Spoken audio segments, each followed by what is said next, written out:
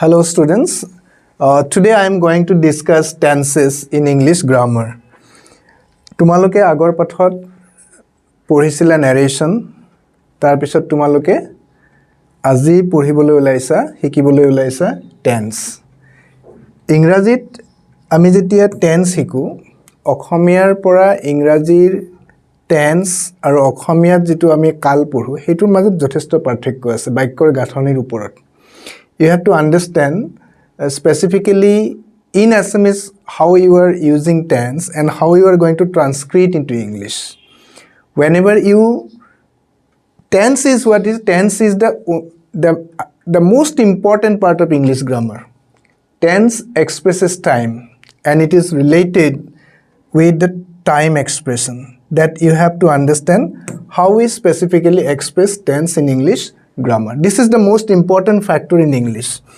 That how many kinds of tenses are there, how they are used, what will be the structural format of the various sentences in different tenses.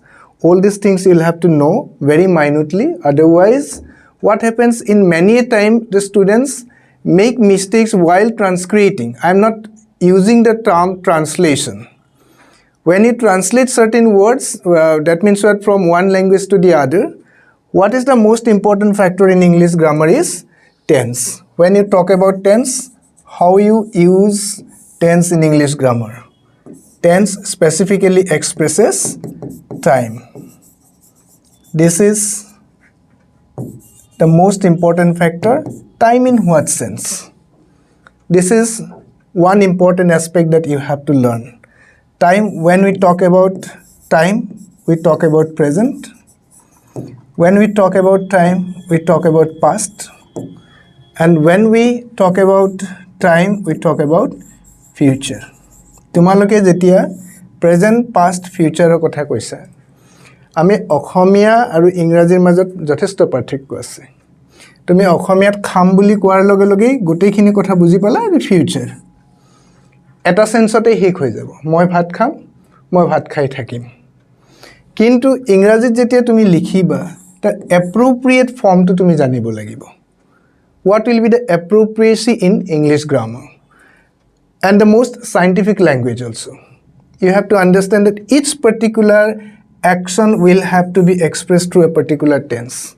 The Ingrajit jetia ami Okhomia jetia kal buli kolu, bortoman, bhovishyot, বা ভূতকাল বা অতীতকাল আমি কৈ থৈ দিলো কিন্তু ইংৰাজীত যেতিয়া present tense কম আমাৰ প্ৰত্যেকটোৰে এক্সপ্ৰেছন বেলেগ বেলেগ হ'ব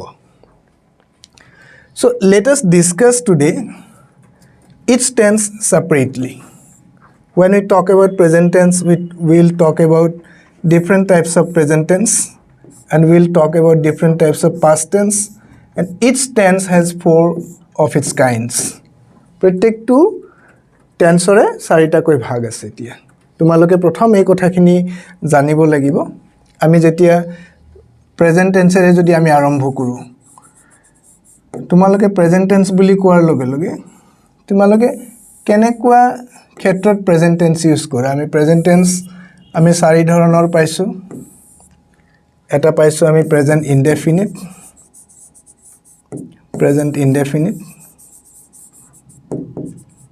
আমি যেতে present indefinite or simple present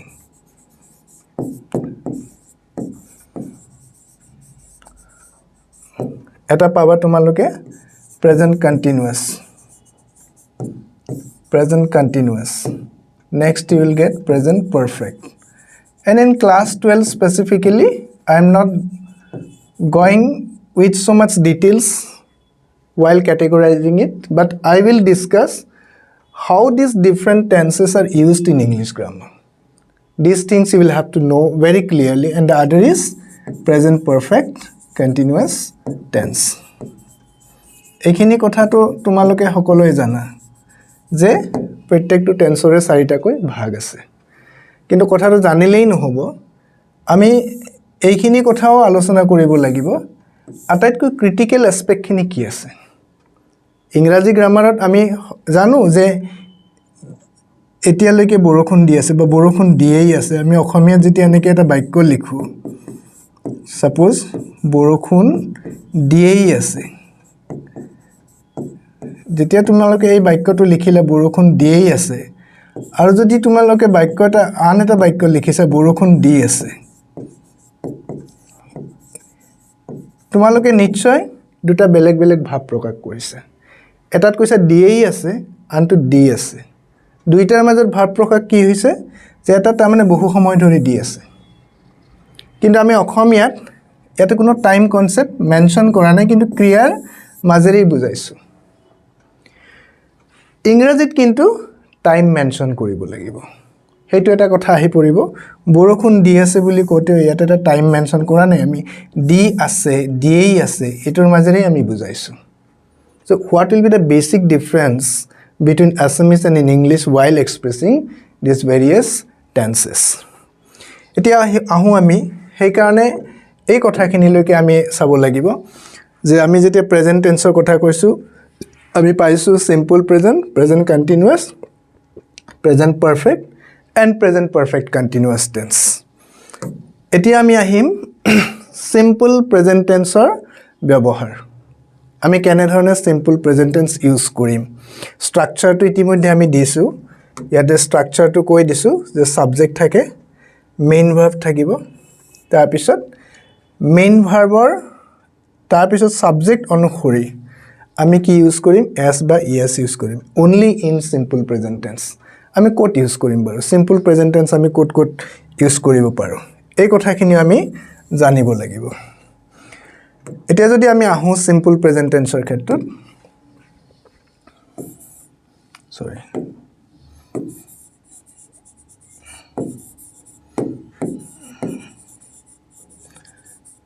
আমি অসমীয়াত সিম্পল প্ৰেজেন্ট টেন্সক কি বুলি কওঁ নিত্য বৰ্তমান বুলি কওঁ নিত্য বৰ্তমানৰ অৰ্থই হৈছে কি যিটো কাম নিত্য নৈমিত্তিকভাৱে বা দৈনন্দিন জীৱনত আমাৰ সাধাৰণতে ব্যৱহাৰ হয় ডে টু ডে লাইফত ইয়াৰ দুটা কথা আমি বেছিকৈ গুৰুত্ব দিওঁ যিকোনো এটা habit any kind of habitual action and the other is the universal action that we call universal truth that is I am just writing here as universal action and another form is there that is general day to day activity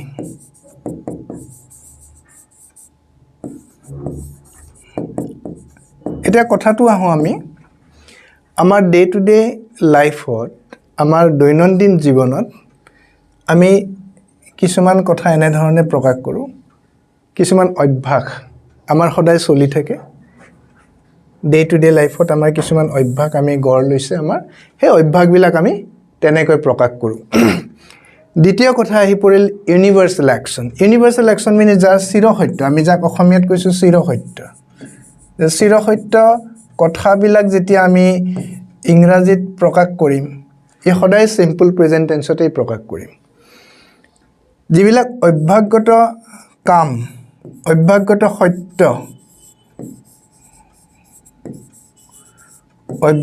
সত্য কিছুমান থাকে যেটো অভ্যাসৰ ফলত গঢ়ি উঠে সেইবিলাক আমি হ্যাবিচুৱেল ট্ৰুথ বিলাক সিম্পল প্ৰেজেন্ট টেন্সৰ মাজেৰে লিখিম কিছুমান general day to day action বা activities general day to day activities কিছুমান আমি কেনে ধৰণে লিখিব পাৰো general day to day simple present টেন্সৰ মাজেৰে লিখিব পাৰো general day to day activities মানে কি আমাৰ দিনে দৈনন্দিন জীৱনত কিছুমান কাম চলি থাকে তে এই গোটেইখিনি কথা যেতিয়া আমি সিম্পল প্ৰেজেন্ট টেন্সত লিখিম আমি কি কেনে ধৰণে সিম্পল প্ৰেজেন্ট টেন্সত লিখিব পাৰো আৰু এইটো হৈছে স্ট্ৰাকচাৰ প্ৰথম first person second person third person এইটো হৈছে স্ট্ৰাকচাৰ যেতিয়া সিম্পল প্ৰেজেন্ট টেন্সত থাকিব বাক্য এটা subject third person singular number হলে আমি ভাৰ্বৰ শেষত s or es ইউজ কৰো according to the verb this is one thing okay we have come to know about that so Tom works in a garage here you have seen Tom works in a garage then Tom works in a garage means it is his daily activity the that is present truth. Daily activity, that is present truth. That we shall write in simple present tense. Ali lives in a flat in Brixton. That means what? It happens now. It happens now. It is the truth at present. What do you usually do on Sundays? I read. এনে ধৰণৰ প্ৰশ্ন সুধিলে তুমি সাধাৰণতে দেওবাৰে কি কৰা? কি কৰা? কি খোৱা? কি লিখা? কি পঢ়া? ক্ৰিয়াৰ ৰূপটো যেতিয়া এইটো ফৰ্মত থাকিব, whenever the verb will be in this form, then you will have to write in simple present tense. What do you usually do on Sundays? Then your answer is I read. Your answer is I read. মই পঢ়ো. I work in the marketing department. This is the truth. At present, it's going on. We write content for clothing and fashion websites. Now you come to these sentences, how basically we express, where we use simple present tense to express a habitual action. মই ইতিমধ্যে কৈছো আমি যিকোনো habitual action এটা প্ৰকাশ কৰাৰ কাৰণে আমি যেনে he drinks tea every morning. গতিকে সদায় ৰাতিপুৱা তাৰ যেতি চাহ খোৱা যেতি অভ্যাস সেই অভ্যাসটো এতিয়াও চলি আছে. I walk a mile every day in the morning. ৰাতিপুৱা মই সদায় 1 মাইল খোজ কাঢ়ো. এটা এই কথাখিনি এটা habitual truth. To express general truth. General truth means the sun rises in the east. That is universal. Fortune favors the brave. Fortune favors the brave. তাৰ মানে কি সাহসী বিলাকক ভাগ্যয় তাৰ মানে সহায় কৰে. গতি এনে ধৰণৰ বাক্য যিবিলাক আমি চিৰসত্য বুলি ভাবি লওঁ. And to express a future event that is part of a fixed time. যেটো the match starts at কেতিয়াবা আমি future activity এটা খুব ইম্পৰ্টেন্ট কথা. এই কথাখিনি খুব ইম্পৰ্টেন্ট. কেতিয়াবা ভৱিষ্যতৰ এটা বাক্য আমি ভৱিষ্যত তাৰ মানে কি কামটো আৰম্ভ হোৱাই নাই. কামটো হ'বহে. But the time is fixed, already scheduled, the planning is already done. Planning done, time scheduled, তেতিয়া মানে হোৱাটো খাটাং আৰু একদম মানে কি পৰিপক্কভাৱে আমি তাক সম্পূৰ্ণ কৰি পেলাইছো. তেতিয়া আমি already arrangement has been made. তেনেকুৱা ক্ষেত্ৰত আমি simple present tense use কৰিব পাৰো. The match starts at 3 o'clock. The train leaves at 12 noon. তে 12 বজাত ট্ৰেইনখন এৰিব. এতিয়া ধৰা 12 বজাই নাই কিন্তু এৰিব. আমি তেনেকুৱা ক্ষেত্ৰটো আমি লিখিব পাৰো. বা আমি the prime minister arrives আমি যদি এনেকৈ লিখো. The prime minister, the PM arrives in Guwahati. Arrives in Guwahati tomorrow.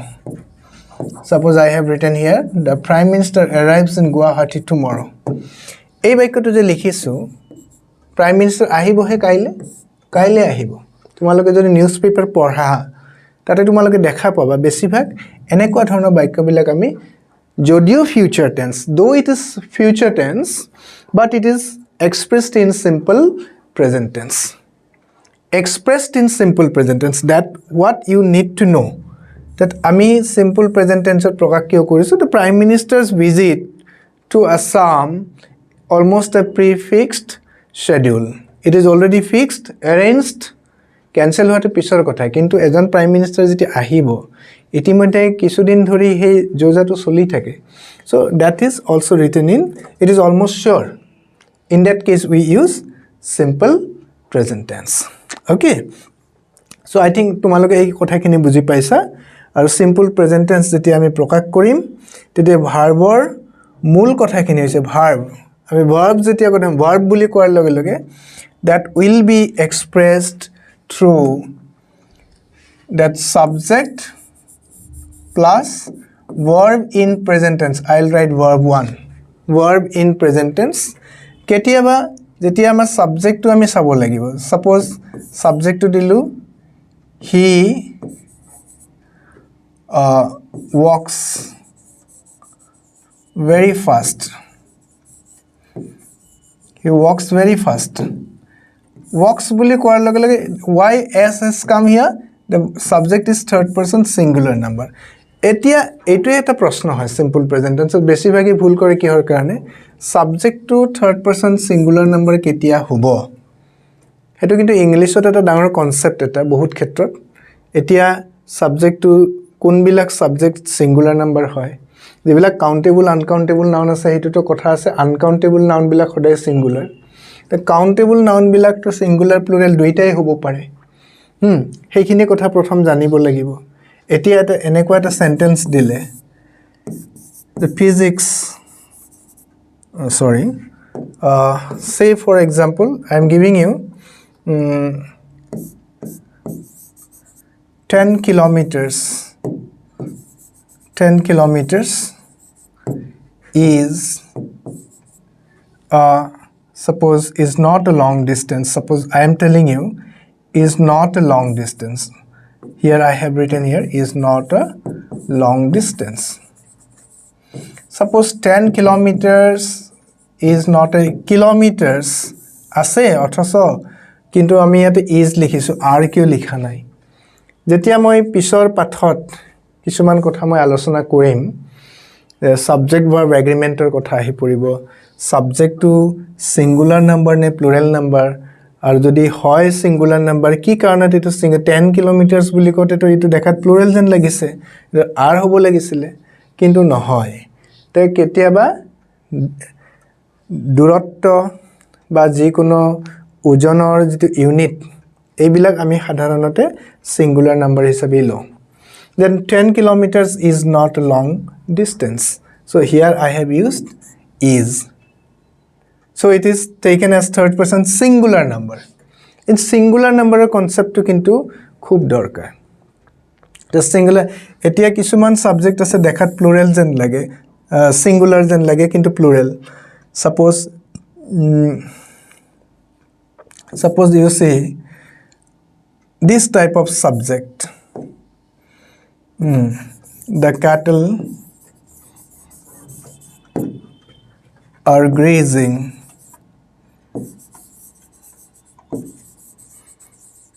in the field. Look at this sentence. The cattle are grazing in the field. Cattle buli koile to cattles no hoy. This is wrong. We don't use cattles. Cattle itself is plural. It is always plural. Jetia ami plural hisabet use korim, yate ta mane ki ar hobo. Gotike itu janiba moi simple present tense or concept ot ana nai just moi eta dekhuaisu je ami কেতিয়াবা কিছুমান subject দেখাত plural যেন লাগে singular যেন লাগে কিন্তু plural কিছুমান plural যেন লাগে সদায় সিঙ্গুলার তেনেকুৱা কিছুমান কথা আহি পৰিব আমি এই কথাখিনি জাস্ট কৈছো কিহৰ কাৰণে the simple present tense যেতিয়া ইউজ কৰিবা তোমালোকে the subject to third person singular নে first person নে second person এই কথাখিনি ভালকৈ জানিব লাগিব গতি আমি simple present tense আমি কোড ব্যৱহাৰ কৰো এই কথাখিনি গম পালা যে তোমালোকে গম পালা যে আমি সিম্পল প্রেজেন্ট টেন্স যেতিয়া ব্যৱহাৰ কৰো এটা habitual action আনটো হৈছে জেনাৰেল ট্ৰুথ আনটো হৈছে তোমাৰ event that is a part of a fixed time table or fixed program but it has not yet started এতিয়াও আৰম্ভ হোৱা নাই তেনেকুৱা ক্ষেত্ৰত আমি সিম্পল প্ৰেজেন্ট টেন্স ব্যৱহাৰ কৰিব পাৰো